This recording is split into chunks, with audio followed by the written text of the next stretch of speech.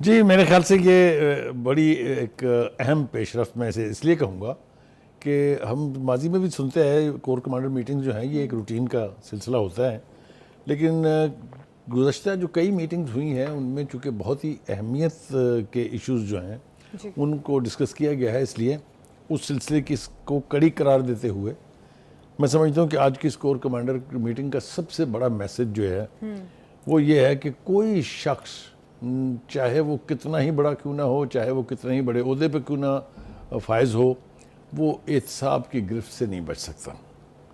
اور اگر میری انٹرپریٹیشن ٹھیک ہے تو اس کا مطلب یہ ہے کہ فیض حمید نیٹ ورک جو ہے یہ اس کے لیے بھی بہت ہی خوفناک وارننگ ہے، کیونکہ یہ تاثر دینے کی کوشش کی گئی پچھلے دنوں میں کہ شاید معاملہ جو ہے وہ ہچ اپ ہو گیا ہے، شاید فیض حمید نیٹ ورک جو ہے اس کے بارے میں کوئی ریکنسیڈر ہو رہا ہے۔ بڑی تو خاموشی آج سے کی چھاٹ دی۔ اس کور کمانڈر میٹنگ میں واضح طور پر جو پیغام دیا گیا ہے اس سے میرے خیال سے کوئی بھی اگر ابہام ہے کہیں یا کوئی غلط فہمی ہے کسی کو تو وہ دور ہو جانی چاہیے کہ وہ جنہوں نے اپنے عہدے سے، جنہوں نے اپنے حلف سے یعنی فرار اختیار کیا اور ایسے کام کیے جو انہیں نہیں کرنے چاہیے تھے، اس کے اوپر ان کی گرفت ہوگی۔ یہ ہے آج کا بنیادی میسج۔ ٹھیک ہے۔ دوسری طرف وہ یعنی جو دہشت گرد واقعات ہو رہے ہیں، چاہے وہ بلوچستان میں ہیں چاہے وہ کے پی کے میں ہیں، اس کے بارے میں بھی یہ کہا گیا ہے کہ زیرو ٹالرنس اس حوالے سے جی ہوگی، کسی صورت ان کو برداشت نہیں کیا جائے گا۔ Last but not the least وہ یہ کہہ رہے ہیں کہ بلوچستان اور کے پی کے میں جس قسم کے واقعات ہوئے ہیں یہ پریشان کن ہے، اور یقینی طور پہ ان دہشت گرد تنظیموں کا، ان دہشت گرد افراد کا، ان دہشت گرد سلیپر سیلز کا حتمی طور پہ خاتمہ کیے بغیر ہم لوگ چین سے نہیں بیٹھیں گے۔ Exactly. Last but not the least وہ یہ ہے کہ حکومت اور آئینی ادارے ان کے ساتھ مکمل تعاون جاری رہے گا۔ یہ بہت امپورٹنٹ بات ہے۔ فوج آئسولیشن میں کچھ نہیں کر رہی ہے، فوج حکومت کے ساتھ کھڑی ہے۔ اگر آپ کو یاد ہو کہ شروع میں جب یہ شدید خواہش خان صاحب کی پہنچی ان تک کہ وہ بات چیت کرنا چاہتے ہیں ان سے، تو اس وقت بھی یہ کہا گیا تھا کہ ہم چونکہ غیر سیاسی لوگ ہیں، آپ حکومت سے بات کریں، جس بھی نتیجے پر آپ پہنچیں گے اس کی ہم پاسداری کریں۔ بالکل، تو یہ بھی طے ہو گیا۔ ایک طرف سے پیغام بھی دے دیے۔ ہاں میرے خیال سے پیغام جو ہے اس کی تھوڑی سی تفصیل جی جو ہے ہم جاری کرتے ہیں، وہ یعنی کوشش کرتے ہیں ڈسکس کرنے کی۔ وہ یہ ہے کہ آپ 2014 کے دھرنے سے شروع کر لیجئے، 30 اکتوبر 2011 کے جلسے سے شروع کر دیجیے لاہور سے۔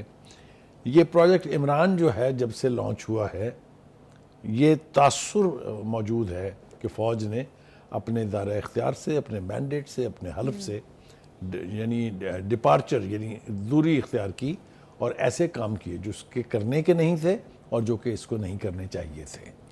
ٹھیک ہو گیا جی؟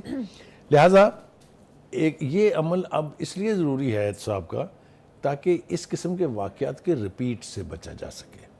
ٹھیک ہے؟ کریکٹ۔ مجھے حیرت ہے ان چند صحافی دوستوں کے اوپر جو بیٹھ کے پہلے پر یہ بڑے بڑے جگادری ہیں، وہ پہلے یہ فتوے جاری کرتے تھے کہ دیکھو جی فوج نے یہ کر دیا، فوج نے یہ کر دیا، کوئی پوچھنے والا نہیں ہے جی، وہ دیکھ کے جی یہ کر دیا ہے۔ اب اگر کوئی پوچھنے والا ہے تو پھر مروڑ اٹھ رہے ہیں۔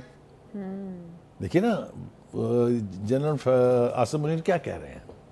وہ کہہ رہے ہیں کہ ہمارا کام ریاست کے ساتھ کھڑا ہونا ہے، ہمارا کام حکومت وقت کا ساتھ دینا ہے، آئینی اداروں کا تحفظ کرنا ہے۔ بتائیے ذرا اس میں کوئی غلط بات ہے تو مجھے بتائیں۔ بالکل بالکل غلط بات نہیں ہے۔ اور اگر فوج کا یہی رول تھا اور وہ اب یہی کرنے پر اصرار کر رہے ہیں تو پھر میرے خیال سے کسی قسم کی کوئی یعنی اس کے اوپر ریزسٹنس نہیں ہونی چاہیے فرام نو ویئر۔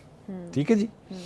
آپ کی مسکراہٹ یہ بتا رہی ہے کہ میں ابھی آگے جانے والا ہوں اور ابھی بہت کچھ اور جو ہے وہ ڈسکس ہونے والا ہے۔ جی لیکن گزارش یہ ہے کہ انہوں نے آج کی جو کور کمانڈر کانفرنس ہے اس میں کہا کہ دیکھیے جتنا بھی بڑا مرضی افسر ہو، جتنے بھی بڑے مرضی عہدے پر ہو، اس کو ڈپارٹ نہیں کرنا چاہیے اپنی بیسک حلف سے اور اپنے بیسک جو رول ہے ان کا۔ بالکل ٹھیک ہے جی؟ بالکل۔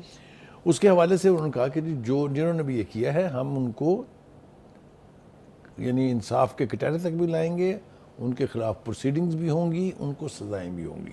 ٹھیک. فوج کی جو روایت ہے خود احتسابی کی، اس میں آپ نے دیکھا کہ بڑے بڑے ناموں کو، بڑے بڑے افسران کو اس سے پہلے بھی سزائیں ہو چکی ہوئی ہیں. بالکل.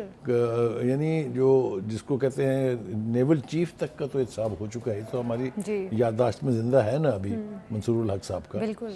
اس کے بعد ہم نے دیکھا 2 اسٹار جنرلز کو سزا ہوئی، بہت سیریس سزا ہوئی اسپائنیج کے چکر میں.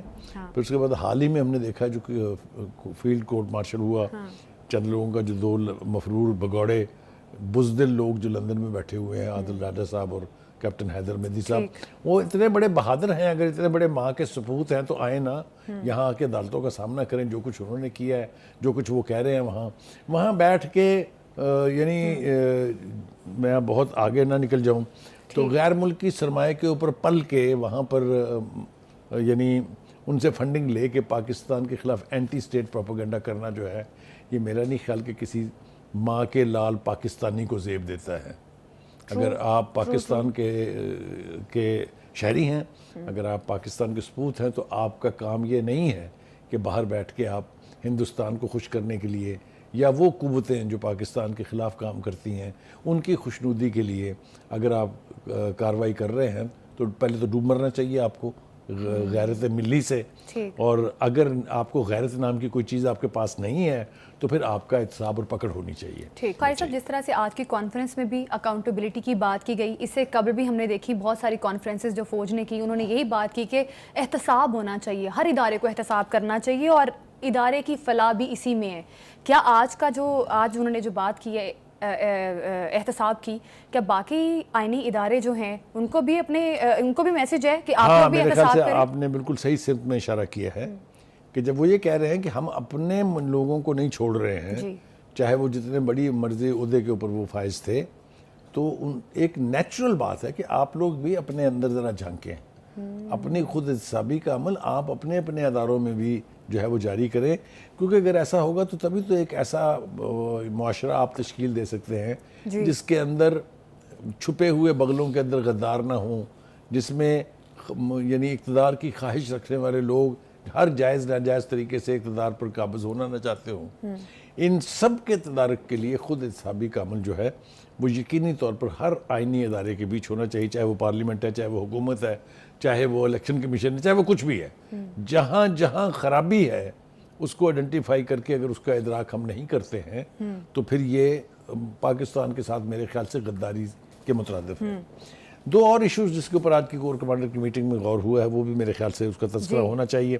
ایک تو انہوں نے بھارت کی طرف سے کشمیر میں جو کچھ ہو رہا ہے اس کی نہ صرف شدید الفاظ میں مذمت کی ہے بلکہ تھوڑا سا یعنی میسج ایک باہر بھیجنے کی کوشش کی ہے کہ وہ لوگ جو اس کا حصہ ہیں، یا وہ لوگ جو اس کو سپورٹ کرتے ہیں، یا وہ لوگ جن کی بھارت کے ساتھ ہمدردیاں ہیں، ان کو اس کے اوپر غور و غوص کرنا چاہیے.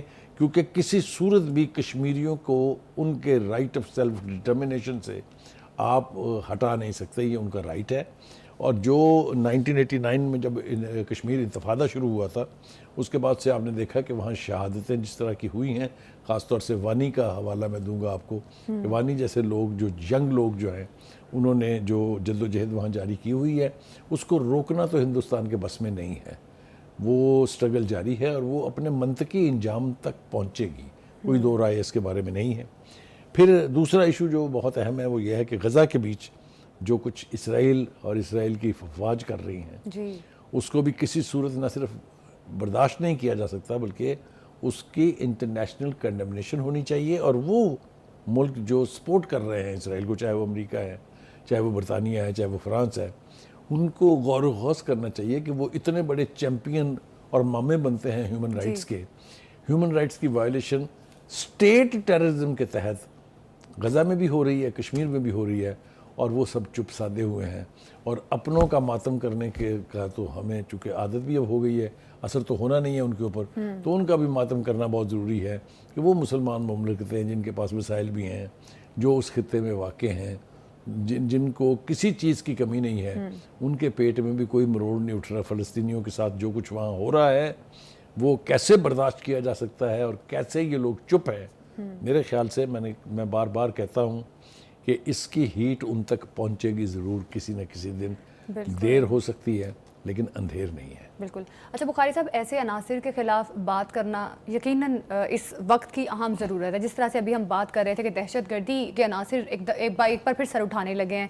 کے پی کی بات کی جائے، بلوچستان کی بات کی جائے، تو ایسے میں فوج اور گورنمنٹ ایک پیج پر ہونا ان کا کیا دہشت گردی کے عناصر پر قابو پالے گا؟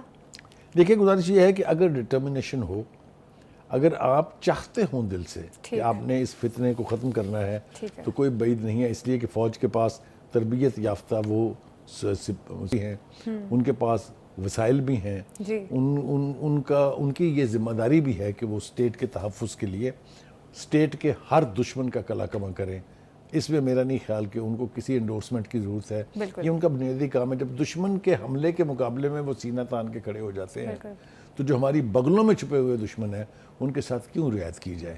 میرے خیال سے کوئی رعایت نہیں ہونی چاہیے. YouTube پر گوگلی نیوز دیکھنے کے لیے youtube.com کی سرچ بار میں googly news T V type کریں. گوگلی نیوز کے پیج پر سرخ رنگ کے سبسکرپشن والے بٹن پر کلک کرنا